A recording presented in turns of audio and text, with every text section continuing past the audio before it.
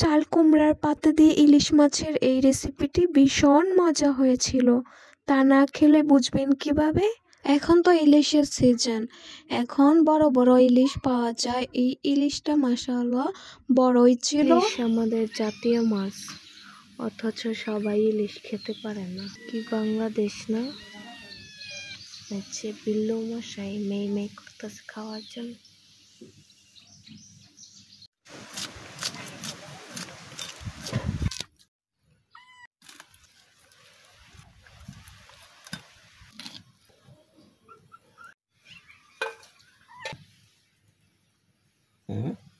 কুমড়া শাক দিয়ে আজকে ইলিশ মাছ রান্না করব। যে পাতা ছিঁড়ে নিচ্ছি।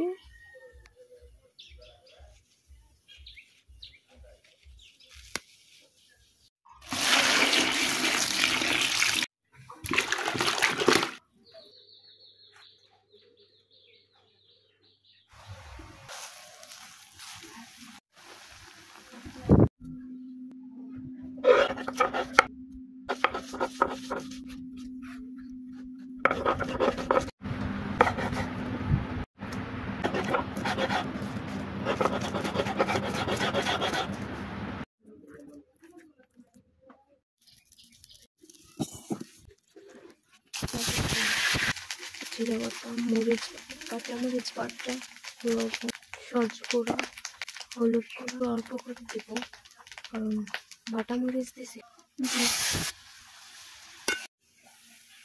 শাক পাতা দিয়ে দেবো, শাক বাটা, ইলিশ মাছগুলো এখন দিয়ে দেবো।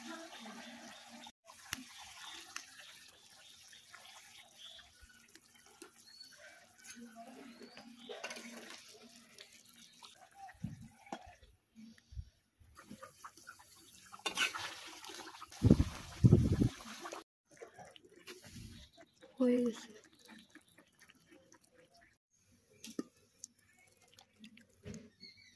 ইলিশের এই রেসিপিটি দেখতে যত না বেশি লোভনীয় হয়েছে, খেতে এর চাইতে অনেক বেশি মজা হয়েছে। ইলিশের সিজন চলে এখন, আপনারাও ইলিশ কিনে এভাবে রান্না করে খেয়ে দেখবেন।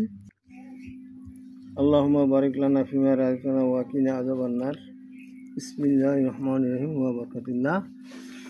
কুমড়ার পাতা বাটা ইলিশ মাছের মাথা দিয়া গুনা করছে, তাই এটা দেখাইতেছি।